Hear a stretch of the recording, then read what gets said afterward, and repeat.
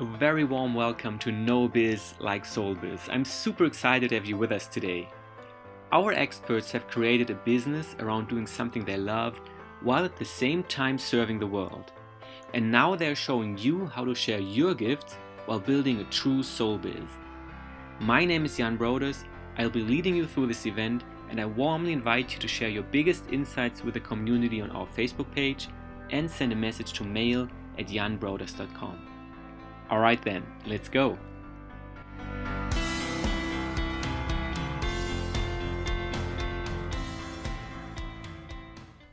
All right, I'm here with Cobus. Thanks so much for joining Novus Like Solvus. We were just talking a little bit about the name. It's Cobus or Cobus, both works. So yeah, I appreciate you taking the time speaking with us today. Yeah, thank you for you as well, Jan. Thank you for inviting me for this opportunity just to say where I am and where I'm going and connecting with people. So thank you. Yeah, absolutely. You're very welcome. And we already had a little chat about where you're coming from and what you have experienced over the past few years. And I think it's super inspiring and just very interesting for all of us watching. You were saying you went from being bound to the wheelchair to walking on fire today and teaching others how to walk on fire, which is amazing. And also from going from millionaire to being broke in a way. So which one do you feel? Should we start with the financial story or your? I think, yeah, let me start in the beginning. Let me start Okay. where I come from, and I can share, basically both of them. And Yeah. I think because they're both part of my journey. I've been in business. I had the chance. My dad was a policeman. He started the business, but he was just in a business, just that one furniture store. So after school, I went and joined him, and I said, "No, look, I have this dream. Let's build an empire." Because at that point of time, I didn't know how long I would be able to walk because my life will be I can't walk a lot. So started in the family business. So we grew the family business to 27 stores, a valuable turnover of from like 100, I just know rand, so just excuse me. It's about 150 million rand turnover. That's a lot in South Africa. And built up the property side of the family to 65 properties. And then I wanted to do my own thing. I got a partner, and we started as a franchise that sells chicken, almost like KFC. Okay. And we had about 4 of those stores. So life was doing good. But because of my work, sitting and doing the finances and working behind the scenes, phone calls and stuff, I didn't walk a lot. So I also gained a lot of basically weight, and at one point I weighed 145 kilograms. And I think this also played a part of my ankles degenerating so fast. So why the degeneration? Is because most of you probably will know what a hemophilia is. For those who doesn't know what a hemophilia is, it just means my blood doesn't clot. And I can bleed easily. From a paper cut, I can bleed, but I usually bleed more in my joints.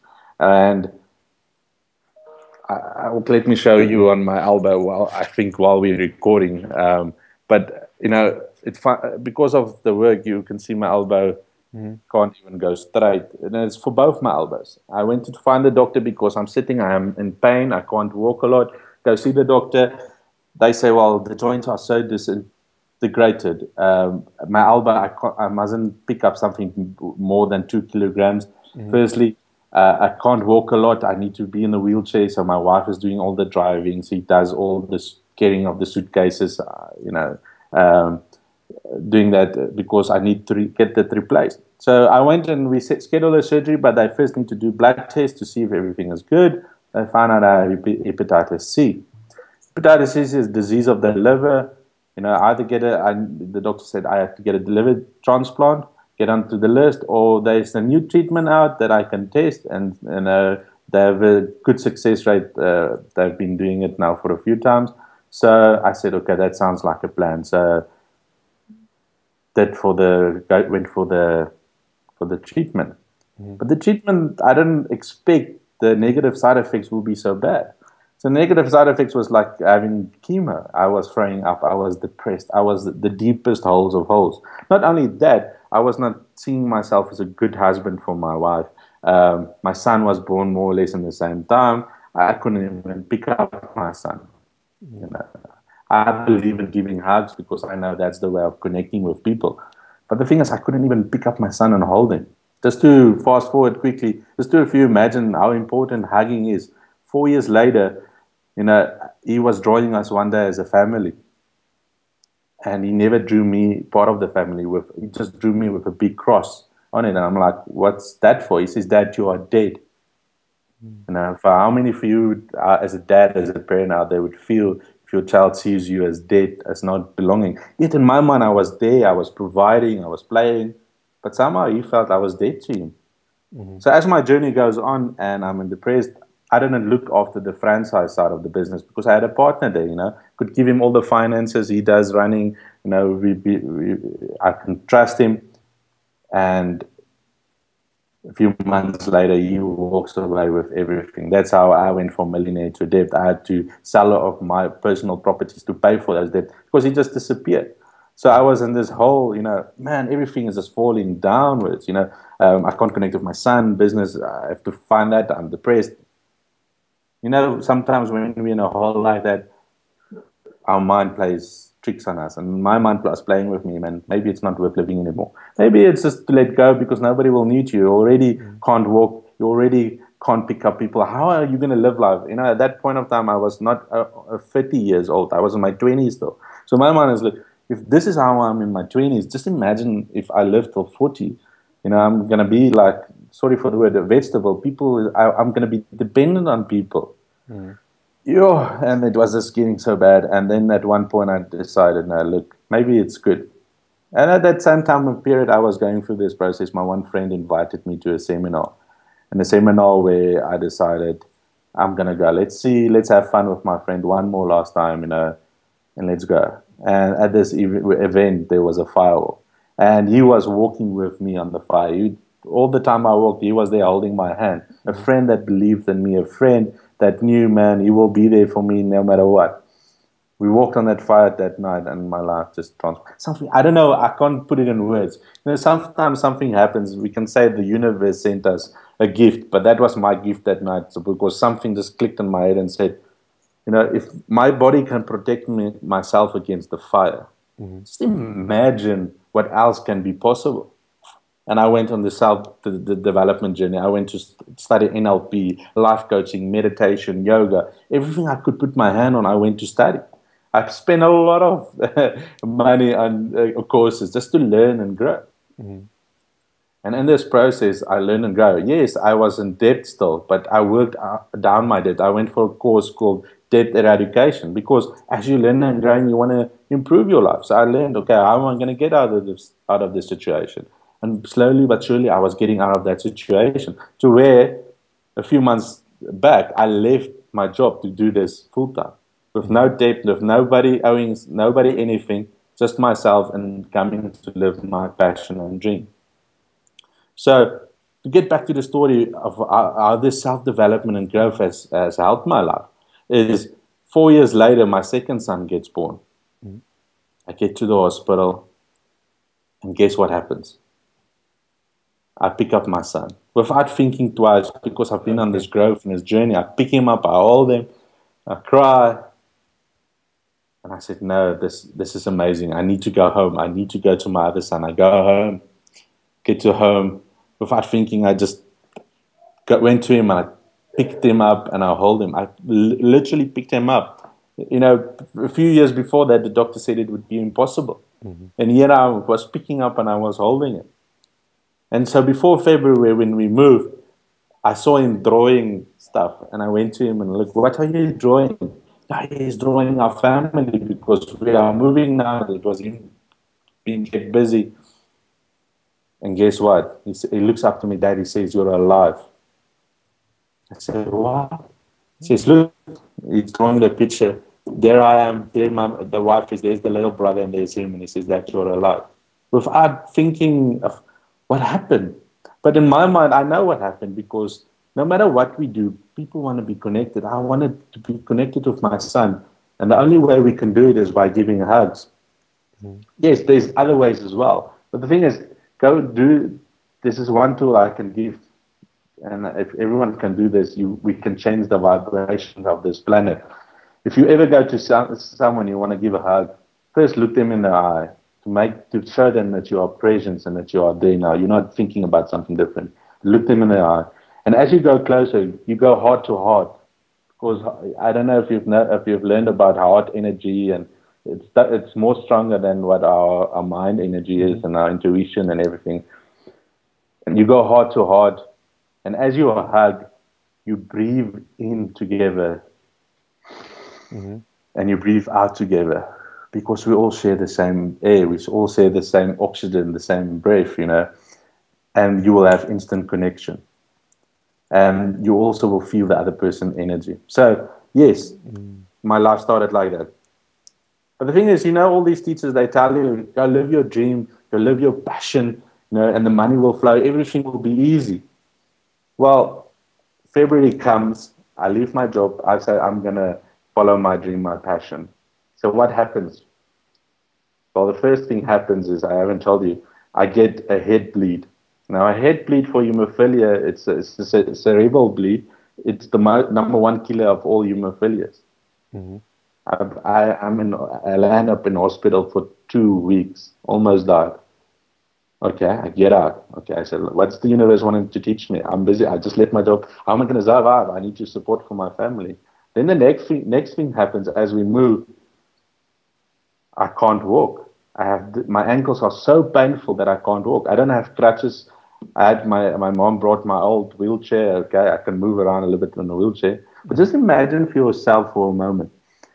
Because of my elbows and stuff, I can't pull myself everywhere. So it's for me a challenge to get in the bath and get out of the bath, to get to the toilet. So just imagine for yourself thinking, okay, today, because we're positive, I'm teaching people this. Tomorrow comes, I still can't walk. I'm in so much pain that in the night I cry myself, because I don't drink pain pills. I cry myself to bed and to sleep, because that's the only way I can sleep is you get so tired, you just pass out, and that's for an hour, and then you wake up again. And then the second day comes, and then the third day comes. And then before you see it's a month. How do we stay positive after that? You just left everything, you're going to follow your dream and passion, but then there's obstacles coming.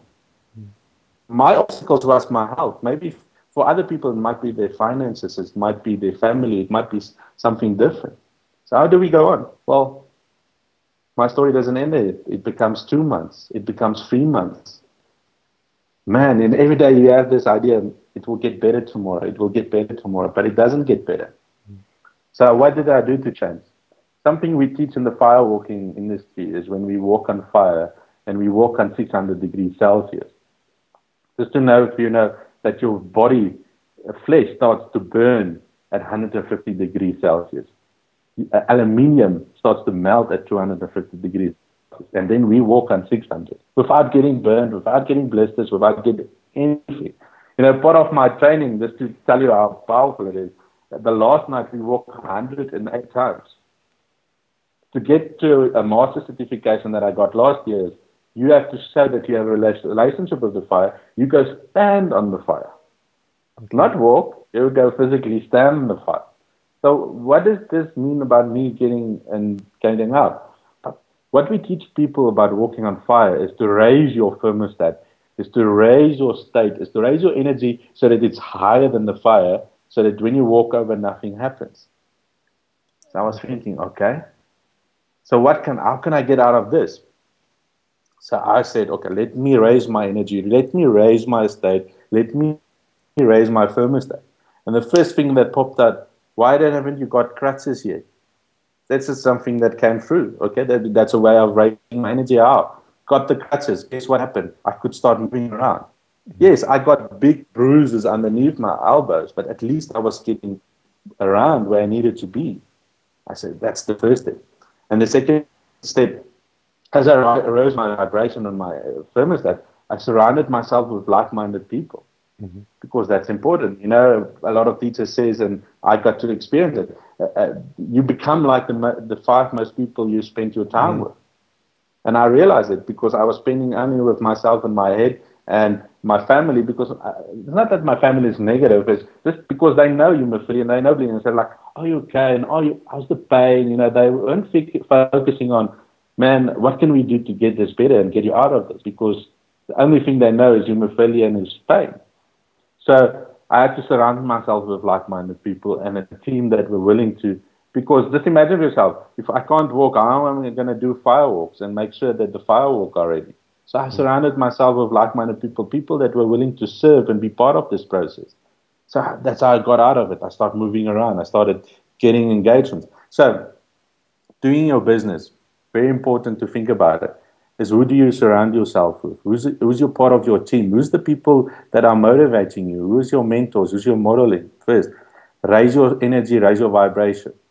Do stuff that you are not liking, that you don't like to do. Example, do you think it's for me, it was good walking around in crutches? Yes, I had pain. It wasn't good. It was an image I was putting out to people that made me vulnerable. Look, this guy is walking on crutches. What is he going to teach us? Just that was in my mind. But it's the same as when you do your own business. Who does the admin? Do you like doing admin? Don't like doing admin. Ask Jan. He had to send me a Facebook message and another one, and then I had to respond. Mm. But the thing is, I had to do it, and that's part of the business as we grow. One thing I teach people is you have to. You can start a business with no money, and they ask how. I say first look around. What's the resources you have available? Not only in knowledge and your mindset, but Mm. also around you, the people you know, the list you have, the contacts you have. Mhm. And that's how I restarted my business. I had to learn doing all these admin things. I'm still learning it. My website at the moment, I'm busy designing myself. But as I have time, I'm doing it. I'm not going to pay someone now 5,000 example rand to do my website. Why can't I do it myself? I see Jan has a beautiful website, but I believe he can do it by himself. If he needs to edit, he needs to blog, he can go do it himself. For me to learn and be part of this process, I had to learn to do this, and I'm busy learning to do this. At a point, I'm going to get to a point where I'm going to have somebody doing my admin and say, look, I can pay you now. But the thing is, business, we have to have that target, have that goal that we work towards. But the thing is, you have to first find in yourself what's around you. Mhm. So, and that's how I started our business. Okay. Started focusing what's the resources. Yeah, so the resources available around me. Example, and that point, we're doing a training this weekend. And my friend said he needs support. He doesn't know how to get people in the room. And I think most coaches and most people that want to coach and train people don't know how am I going to connect with people? Well, firstly, look at your resources. Who's your friends and family? Who's people that you've connected in the past? Who's people that you can ask? Do they know 5 other people? Mhm. Because even if you just ask 10 people and they give you 5 names, it's 50 people already. It's people that trust and who know who you are, so they will freely give you 5 contact details. And that's what we did. And we phone around, and this Saturday there's 50 people coming to a seminar without costing us any advertising, costing us any other cost, because we having it at I think it's $100, 1,000 rand. So but the thing is, when you have to think it by yourself, you see all the obstacles. But when we have somebody like a coach or mentor or somebody that we trust, that's what my friend did. He trusted me. He Mhm. came to me and he asked for advice, and I could stand from the side and say, "Have you looked at this? Have you looked at your resources? Have you looked at the venue, etc., etc." So yeah, Okay. I don't know if you have any Oh, questions. I've been talking the absolutely. whole time, but And, so and thank it's super interesting. I'm just on the edge of my seat here and listening. So there's a couple of things. One point that I'm interested about now is you said, well, I have to raise my vibration, right? And in firewalking, you try being kind of have a higher temperature than the fire in a way, right? Higher vibration than the 600 degrees, which obviously you won't measure yourself at 700 degrees Celsius, but yes. you're doing something to raise that vibration. And while doing all these interviews for the conference, some other teachers share, yeah, it's all about the energy, right? You're portraying all about your vibration, raising your vibration.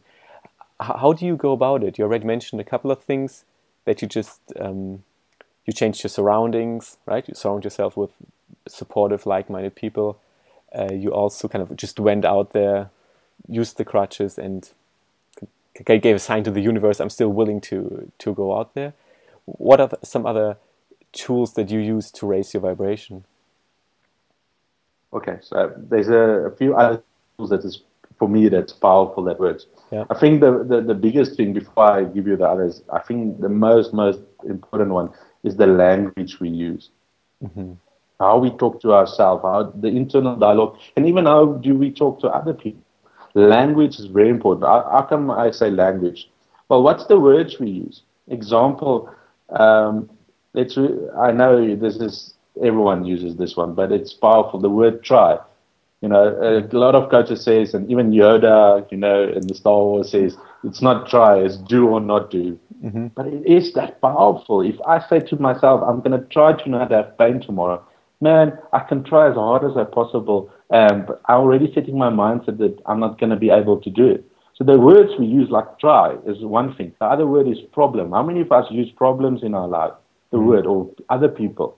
You know, problems drains our energy. And if I come to say, Jan, and if I was speaking to all the time, Jan, I have this problems, and this it's the problem of the economy, and this, you know, your energy is going to get drained, right? Mm-hmm. So, you know, change words like problem to challenge or opportunity. If Jan, if I say to you, I have this following opportunity for you, will you be in? It's like, what's the opportunity? Tell me. Or, Jan, are you up for a challenge? I want to challenge you. You know, just show me how good you are. How are you going to feel? Are you want to react, or is that going to give you energy, or is it going to take your energy away? So words like that, we have to go sit down and maybe record ourselves, or get notice of, or paying attention of what's the words we use in our head. How do we talk to ourselves? I'm going to try to do this, or I will give my best. How many of us tell us, maybe I should just give my best? It's not going to work. Why? It just gives you a opportunity to blame something, like, you know, at least I gave my best. You know, it didn't work out, but at least I gave my best. You know, maybe I still need to learn a few things before I can give my best again. No. If you want to be successful and you want to get to somewhere, there's one thing I like to say is you do whatever it takes. Oh, you do whatever it takes. If you come back, do whatever it takes. And if you do whatever it takes, man, there's no excuses. So that's another way, is to take responsibility of your actions, of knowing that, man, I can't fail. Well, everything I do is a learning process, because that's another word as well, failure. You know, failure doesn't exist, right? Did you know that, Jan? Absolutely. Because it doesn't. It's like, I tell people the story about failure. I tell them, you know, when my son had the first time he learned to walk, right? He gives one step, he gives another step, and then he falls down. And you know, all our parents stand up, we run to them, we tell them the most awful child because I can't even walk. We even kick him, right? We all do that. No. We know, and we know as parents, that they're only in the process of learning how to walk. They just find out a way of not walking now. They're not like that. Maybe next time have more balance. You see, if we get that approach in life, that everything is a learning and everything is a growing, just imagine how nice life can be. Because it's all about the journey, not the destination. So, yes, language is very important. Another thing is meditation. I never believed this. And I don't have time for meditating and meditation. But do you know how powerful that is in raising your energy? Because going with meditation is visualization. Because you also have to visualize your outcomes, your successes, where you want to be, the life you want to live. So that's the other way of raising your energy. Because just imagine, if you visualize success, how are you going to feel in your body?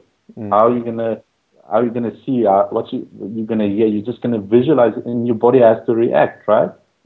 So visualization, yes. Yeah. Sorry. So with meditation, there's this, or just like mindfulness meditation, right? Just kind of like observing thoughts and everything. But you also use the visualization, saying, okay, this is my desired outcome. This is how I'm going to feel, to get this feeling in your body, right? Raise that vibration. Yes, definitely. I love, like you say, but it's powerful because your body has to react. Just imagine you sitting there. Just imagine the first time you got kissed, and visualize it and feel it and see it. You even get a smile now. But the thing is, your body has to react to it. So it's the same with the visualization. I had to visualize walking again and remembering the time that there was a time that it was good, that I could do stuff.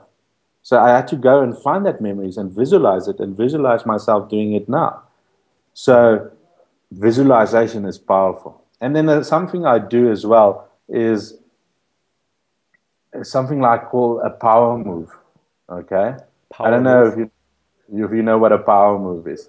It's when you Like, achieve success. Yeah, it's like yes. yeah. So every morning while I was lying in bed, I would get up and say, "This is a beautiful morning. Yes, I Mm, love myself. Yes, it's it's just physiology moving. But if you want change in life, Tony Robbins says this: if you want change and if you want instant change like this, change your physiology. If you're mhm. depressed, man, get somebody to make you laugh, and you change your how you feel and everything like this. You see, physiology changing is very important. So we have our surrounding, raising our energy, language, meditation, visualization, and power move. That's just the few tools. Yeah, cool. And that just reminds me, it's interesting. I used to play tennis a lot, and when we were more on a competitive level, right? We had those, and I guess it's NLP, right? To these anchors, right? Certain like this power moves and getting certain emotions with it. And when you see people on the tennis court, players playing with the strings of the, like not playing like guitar, but they're just like looking at them constantly, and you think they're, oh, they must like make them straight again or so, but they're perfectly straight, but they're still playing with them all the time, just to have, okay, Yes. when I touch the strings with my left hand, I just instantly, I'm relaxed and I'm focused. And so I've experienced this in my own life too, and I know that it works. Yeah, so I'm a strong supporter of that Yes. as well. The thing is, Jan, for a coach to be successful, let's say life coaches to be successful, is because there's many of people that call themselves life coaches, but why are some successful and not others successful? For me, the big thing is, and the lesson I want to learn from that is, or teach, is that practice what you preach. Mm-hmm. You know, if you say like NLP, the anchor technique, yes, we know that, but do we use it? Mm-hmm. So all this stuff that we go and use it, make it part of your life, make it part of your lifestyle, make it part of your subconscious so that you never have to think about doing the thing. Man, my one friend is, I'm not good at sometimes, like example, at let's say building rapport. I'm just going to use that as an example. But my one friend, how he did it in building the best rapport he can rapport anyone like this is he went first doing it constantly. Every person that he saw, he copied them, just copied their physiology, then copied their tonality, and then copied their facial expressions. Now, when he meets someone, he does it automatically. So he builds rapport instant like this. Mm-hmm. But the thing is, it's easy to tell people how to build rapport and how to, modeling and how to mirror and match. But the thing is, if we don't include it in our lives and make it part of us, then we won't see the change. It's just easy to talk about. So for me, the most important is practice it and make it part of your lifestyle, all these techniques. Mm-hmm. Okay, beautiful. So now we know how to raise our vibrations, and this is also how you do it in with the fire runs. Like you use those different techniques. Or how you? I guess it's a bit. Yes, Yeah, sorry. Go ahead. yes, we use that techniques. Mm-hmm. I teach them about energy. A way of raising energy is the hugs. Mm-hmm. Is a breathing exercise. Is Mm-hmm. where you breathe in very deeply from the bottom of your belly to the middle and to the top, and then you exhale. And then there's like a power move, and then something we do is like a chant. Some people raises energy differently. Some people like the high energy where we chant, like example, I feel great today, I feel terrific, I am happy, I feel healthy, I have the power, yes, yes, yes. And other people don't want that. Mm-hmm. I get to a point I don't want that. I do the breathing exercise, I do the visualization, and that also raises our energy or Mm-hmm. our vibration. So Okay. I give everything, if they come to the file, I give them all those possibilities, and they choose what works for them. Okay. Just out of curiosity, how long is the preparation for such firewalk before somebody like coming to your retreat or seminar, and before you actually walk on the like on the fire? I can do it as less as 1 hour, but I prefer 4 hours for people to learn. Yes, in 1 hour we can raise our vibration. I can teach someone. I believe everyone can teach someone this to change, because it's the lesson I learned from Tony Robbins is you change your physiology, you change your state like this. You know, it's instant. It's not, oh, it's going to happen tomorrow or in 3 hours. If you just by showing people one technique in 1 minute, you change their vibration like that. So, but I love to do it in 4 hours because then I love them to teach them because then the transformation is so much bigger. Just imagine yourself, if you just walk on fire and there's nothing prepared, you've just walked on fire, right? Yeah. But if we put in anchors and we make it a thing that you can look back to and see how powerful it was, it becomes part of your life. It becomes an anchor that when you face any challenge, you just remember the night of the firewalk. One thing we do that's very powerful, and remember the language we said. At the firewalk, do you know that I've never had it rain at all of my firewalks? I've even done a firewalk in a rainforest. It stopped raining. We did the firewalk and it rained again. Do you want to know how we did it? Yeah. So every time we have a firewalk, there's three things that we do, and it's intention. I don't know if you've ever heard the power of intention, but the intention is powerful. So the first thing we ask for is clear skies. So do you hear the words? It's what we want. It's not, I don't want rain or I don't want clouds or I want clear skies. Secondly, one is gentle breezes. You know, it's in a positive way. We don't want wind, but we just want gentle breezes. And then the third one, why people don't get burned and don't get kissed, is the third intention. The third intention is an ice cold healing fire. I believe that's why I love the fire so much, because I ask for a healing fire. That's why I believe my healing also improves every time, because I'm asking that every time I walk on the fire, I get that healing from the fire. Because fire, if you think about it, forges steel, it makes diamonds. It's if you want to change a metal, you use fire. So I believe the fire is healing. The fire is the teacher. So ice cold healing fire. Okay. Cool. And this is something we can translate to our life, right? Whatever we make an intention and, as you say, formulate them in a positive way rather than, I don't know, I don't want to have no clients, but I'd rather, well, right, I want to work with somebody, I want to transform the life of somebody, or whatever it is, right? Formulating it in a positive make way. it more powerful. I choose my client. Do you want to have all the clients, people that you even don't want to work with? Or do you want to be in the position where you choose the people you coach? Just imagine the power you have in your hand and the confidence you have when a guy comes here and says, remember, I choose my clients. So I'm not going to choose you. I will refer you to someone, but I choose the people I work with.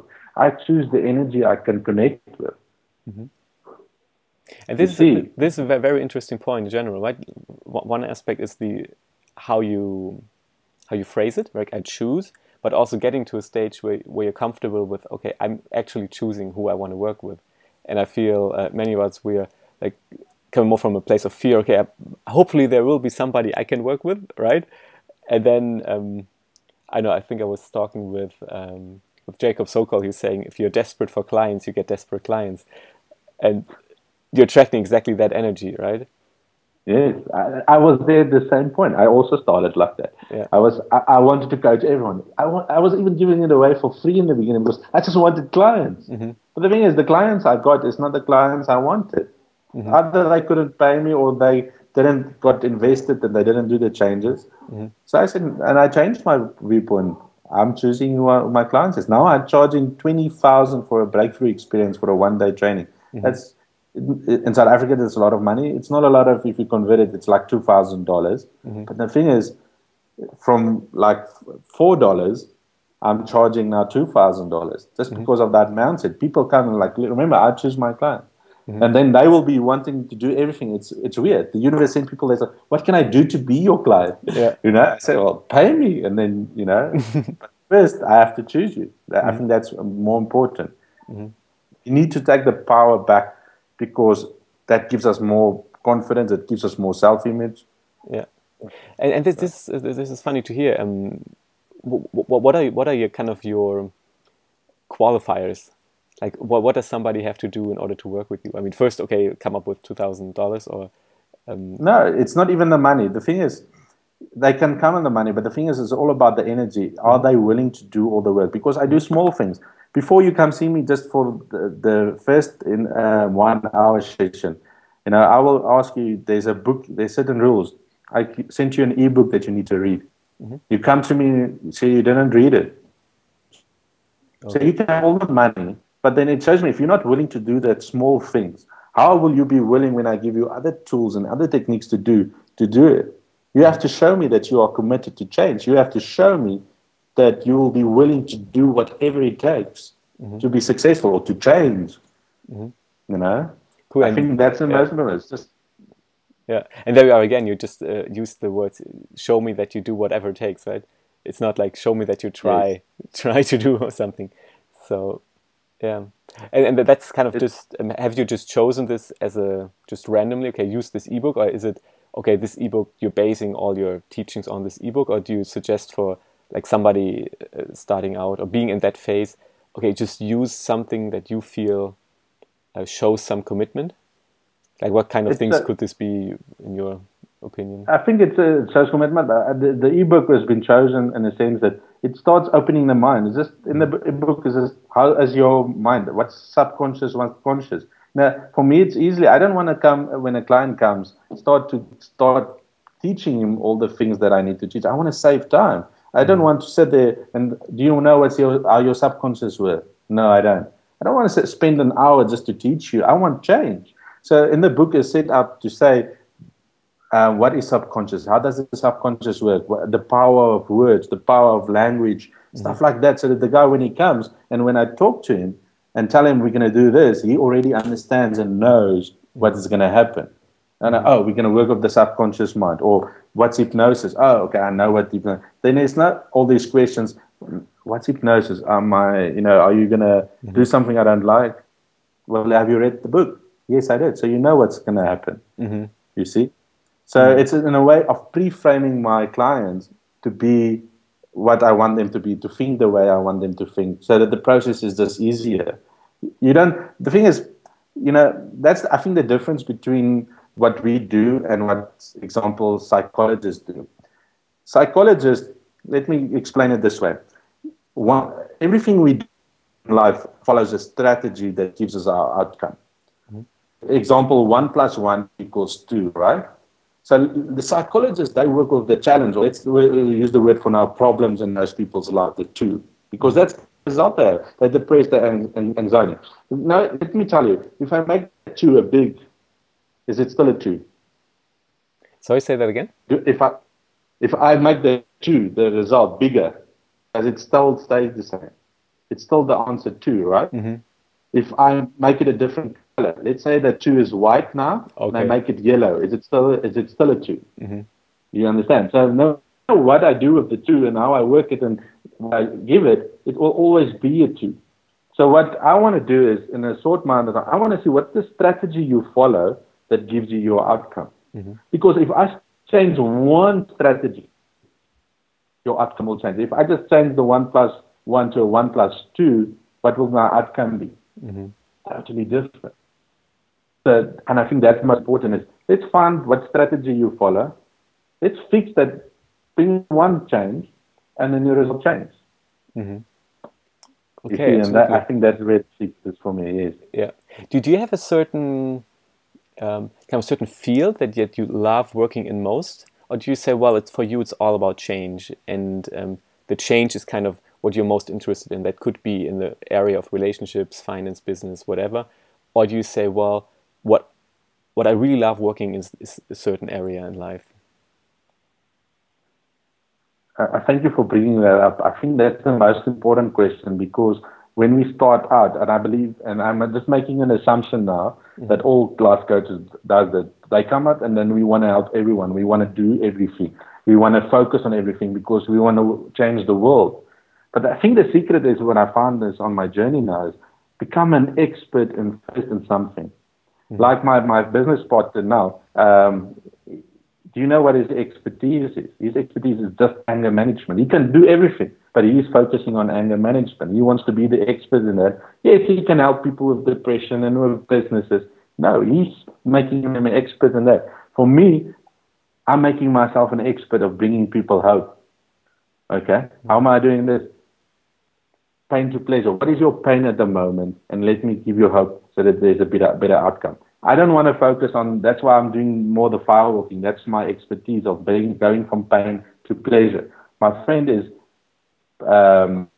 anger management, or my business for anger management. My wife, that's also a life coach and that's also do this, she's focusing more on inner conflict. Inner conflict, what's the conflict? I want this and I want this. So in NLP, there's a technique called part integration. Okay.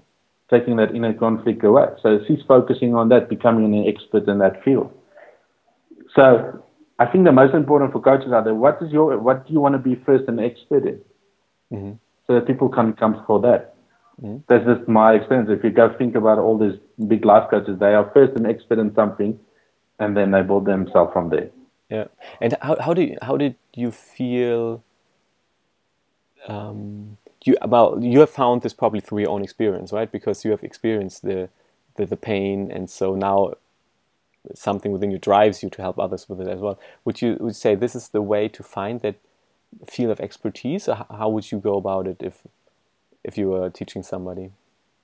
I think it's one's purpose. I think if you know what your purpose and what you've been experienced, that's what makes you expert in that field. So yes, I wanted to do also anger management, to give you an example. Mm-hmm. But it's not at the moment. I haven't experienced a lot of anger in my life. Most people have always told me, Cobus, you're like a teddy bear. Always nice and warm and well. But the thing is, yes, will I come over as an expert in anger management? No, I haven't experienced it. So what is the expertise that you have? Is it maybe relationships? You're good at fixing your own relationship. Now you can go teach people how to fix their relationship. Is it anxiety? Did you experience anxiety in your life? Mm-hmm. Yes. Depression. Most people do experience it. But what worked for certain coaches? How did you get out of depression? What's the steps and tools you took and become an expert on depression? Mm-hmm. And tell people you don't need pills. Come to me and I will fix you. You know. Mm-hmm. Because I'm an expert, I'm the number one expert in anger management, or I'm the number one expert in depression. Yeah. Okay, and you're also saying, well, it is something to do with your own experience, right? That's what I find too. Yes. Whatever kind of, it has such an, maybe even emotional charge, or it's so important to you because you've experienced it yourself, and you are probably best at working in that field as well. Yeah. A little bit ago, we talked to you, you kind of touched on the whole resources part, right? Okay, and I find this very interesting, especially for us being at earlier stages in the business, but also for us being somewhere a bit further ahead and exploring new opportunities.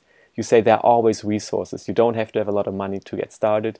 You can just find resources and be really, kind of creative about them, I guess. Are you cool with us diving a little bit into that as well? Yes, definitely. I think that's most important, because everyone that starts a business, I would just coach the person in business, and he's like, I want to go borrow money from the bank because I need R1 million. This is to give example. I need to start my business. I need the money. And what if the bank says no? What's going to happen? Are you going to still give up on your dream? So let's find ways of starting your business without spending all those big amount of money. Yes, when I started my business, look, I didn't have the best of branding. I didn't have the best of marketing. I'm still building on that. But the thing is, what's the best? Building your business and growing it step by step, like a kid learning for the first time how to walk, step by step, and falling down and learning and growing, and that process you're helping other people. So resources. When I started this, I needed to look at what's the resources I have available. First, I went and looked what's the resources inside of me. What do I know? Mm-hmm. What's my past experiences? And I started making a list of what's my internal. What courses did I do? What am I an expert in, etc. Mm-hmm. Then I went to find out what's the list of friends I have, okay, and make a list of friends and connections I have. That's another list that I made. Then I made a third list. What's the resources I have available? What did I ever accomplish in my life? I have 2 cars. I have a laptop. I have internet. Basic resources like that as well. Because how many people make business out of internet marketing and just having a laptop? You understand what I'm saying? So you have to make a list of everything you have. Some things you can sell. Yes, I went and sold. I don't want to watch TV anymore, so I sold all my TVs. I used that money to invest in my business to grow it. So that's the idea. You look at some of the things you're going to sell to get in your business, because guess what? Will you be able to make it back? Will you be able to have a TV in the future again? For sure. If you follow your dream and passion and you want a TV in the future, I don't want a TV in the future. Just for presentations, yes. Yeah. But the thing is, I don't want to watch the news and all this negative stuff. But yeah, I sold it because I know in the future I'm going to get a big 80 flat, big screen TV, to watch movies on maybe. Yeah, so making a list on there. And then you go through your list. Like example, friends. It's not to go and borrow money from them, It's to make sure who can you approach? Who has a video camera that you can ask, look, I want to do video recordings to put on YouTube. Okay? Who has example, my one partner that is not my partner, he had a training venue, he has offices. So I said, let's partner up. I bring my expertise, you bring your expertise. This is resources you have, this is my resources. So let's work together. Working alone, can I push someone over? If I'm a team, can I push someone over now? So that was the idea of thinking of having the friends with me and say, let's get together. This is my resources. Let's see what's your resources. Because that's the other thing. People love to connect and work together. Yes, you have to find out the finer detail and stuff like that. But at least there's a starting point. So out of the list of friends and connections, we started our first seminar. And I remember my first one, I invited everyone and only one showed up. So I said, what's the universe testing me? Okay, they first tested me, you have to be persistent in what you're doing and consistent. So I did it again. So the next one there were 20 people. At the next one there were 50 people. And out of those people, you start creating new resources because you ask them for referrals, you ask them for testimonials, people to connect, and then you grow like that. And there's a big way of growing your resources, but at least you started somewhere of knowing what do I have with me now. Is it easy to register a website? Yes, I can go to, I think there's something like Wix, and I can have a free website without costing me money. So is it better to have a free website? So start at least, because when you have the money, you can build the website you want. True. You see? So, and that's why I say go and see what resources, not only with what you have, but what's available on the internet as well. And this example, I did it for my friends now, and we're going to start using it. YouTube is for free. Go to webinar until a certain point is for free. I don't want to mention all the names, but MailChimp is for free until a certain point. You see, so you can start grow slowly, and as you grow and you get more money, you start getting the programs and the stuff that you need. Yeah. Does that answer your question? Absolutely, really cool. So you're making those lists. Just to recap, what are my resources, right? Who are the people I know? What stuff do I have that I want to get rid of? Yes. And just what's out there, right? Kind of what can I tap into, right? What other resources? Okay. And I think who of people do I know is in the same industry like me that also needs support. So go to someone that's also starting up, and if you combine your reference list or your list of people you know, I know 50 people, you know 50 people, it's 100 people already we can phone because how in life is some people will connect with you and some people will connect with me. But at least it gives us both the opportunity to be in front of people to sell our services. Yeah. And say, look, I'm doing one-on-one coaching, I'm doing this seminar, I'm doing this training. This is my charges. Who would love to join me? And what I find fascinating about this, so many people are willing to help. Right?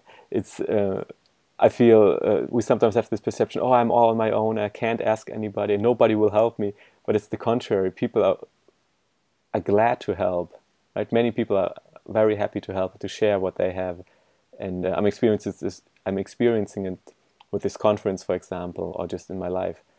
And so I think it's very important to overcome that and see that it's nice to share. It helps everybody. It's nice to share and serve. When I started out, my one friend, he's already successful in what he does. He's the #1 sales trainer in South Africa. And he just told me, Cobus, you just need to start. Okay? And so he says, if you start and you start phoning people and you get 10 people, I will phone one from my friends and sell your course. because you're showing me commitment. He Mm-hmm. didn't need to do it, but at least I was asking him for his help. And so he said to me, go and start. Go find 10 people to do your course. And I found 10 people, and he said, okay, let me phone my database. And he Mm-hmm. got me 10 more people. Mm-hmm. You see, like you say, people are willing to help. We just need to ask. Mm-hmm. And it's the what we're asking for to help. Mm-hmm. If you see, so yeah. Okay. Cool, beautiful. So I'm really enjoying this talk, and you have shared so much already. Do you feel there is anything else that you want to share with all of us? Something that we haven't had the chance to dive into, or some wisdom that you feel we can take on our journey in building a soul business? Um, this is something find you something that you can repeat to yourself that you want to live by. Just to give you an example, I even tattooed it on my heart. It's something that I look at every day.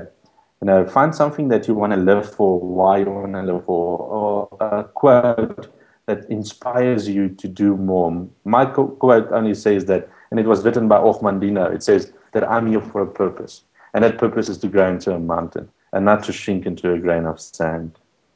Henceforth will I apply all my efforts to grow into the highest mountain of all, and I Mm-hmm. will strain my potential until it cries for mercy. And if I ever find a challenge, I just look at that last wording. I will strain my potential until it cries for mercy. If it hasn't cried for mercy, I haven't done whatever it takes. So find you something that you can remind yourself every day. Because guess what? Life is happening. Challenges happen. Mm-hmm. The thing is, how do we get through that? And find that something that keeps you sane and that keeps you going, and know that everything will be fine. Okay. So that is something small I want to leave everyone with. Yeah, beautiful. Thank you so much. How can people get in touch with you? Because you have shared such amazing things, and yeah, how can we reach you if we feel we want to connect with you on a deeper level? Well, there's two ways. I'm at the moment using Facebook a lot, so Mm-hmm. Facebook or LinkedIn. And then just remember my name is spelled with a C, so Cobus, and the surname is Visser, Visser. I just I have a website at the moment. It's just a landing page. So if you Mm-hmm. want to go there, it's cobusvisser.com. And just go fill in your email address. I will come back to you, and then we can set up if you want the Skype or I think that Jan found that easily when you said let's Skype. I Yeah. quickly responded because I love seeing people face to face. Sometimes we read and stuff into because I get so many Facebook messages. I think that just let's get face to face and see each other because that's a better way of connecting than just by writing an email. Yeah. Cool. But Beautiful. send me an email. Welcome. Go in the landing page. Put your details. Yeah. Connect me, and I will respond with an email. And let's get a Skype going. Okay. Perfect. All right. Man, thank you so much, Cobus. This was amazing. And yeah, I'm wishing you all the best and hope to stay in touch. Thank you so much. Yes, I want to say thank you to you as well, Jan, for making this opportunity. I didn't know what to expect today, and thank you for your warmth and for your connection. I really appreciate it. Just thank you from my side. Oh, so welcome. Take care. All right. Thank you. Bye. Hey, this is Jan again. Thank you so much for being part of the SoulBiz movement. It is my dream to empower you to create your very own SoulBiz. I want you to create a life that you love and to create a business that not only serves you, but also serves the world. For the next steps on your journey, I've created what I call the SoulBiz Bible. And it's a big word, I know, but to me it really is something sacred. The SoulBiz Bible contains all 24 expert interviews from the No Biz Like SoulBiz event. It contains quick summaries of each interview together with a workbook providing step-by-step guidance on how to build your own soul biz. In other words, you get all the knowledge even if you have missed an interview or two. It allows you to save tons of time, and you can use the processes and blueprints that our experts have used to set up their own thriving businesses, making up to 7 figures a year. And best of all, you get lifetime access to all of that. Even if you want to go back to some of the wisdom in a few months or so, it'll be right there to support you. The normal price that we charge is $150, which itself sounds like a steal to me. However, I want to acknowledge you being here with us now, and I deeply respect you for stepping up and for creating something beautiful in this world. That's why I'm gifting you, as a Soulbiz fan, with 50% off, making the Soulbiz Bible available for only $75. This is a special event promotion, and the price goes up to $150 after all the events have been aired. Click the button below the video now, and I direct you to your personal copy right away. Also, please note that there is a 30-day full money-back guarantee. If you for any reason whatsoever feel that the Bible isn't serving you on your journey, I will give you your money back, no questions asked. Alright, again, thank you so much for being here with us today. Please spread the word and please continue on your amazing path. Also, I want to say thank you to all the people who have helped in making this event possible. Thank you to you for tuning in, watching the event, and for making a difference in the world. Thank you to all the experts for sharing their time and wisdom and inspiration with us. And thank you to my amazing girlfriend Sarah for the massive support over the past months and for every day I get to spend with you. Thank you to the Meta Monks, Miriam and Philip, for creating a beautiful website and for handling all the technical details of this event. Thank you to Sabrina, the best team member ever and our fairy of awesomeness. Thank you to Christian and Love Rope for sponsoring the event and for spreading the love. And also thank you to Jacob Sokol for mentoring me on this project and for encouraging me to actually making this vision come to life. Alright guys, now let's go out and change the world.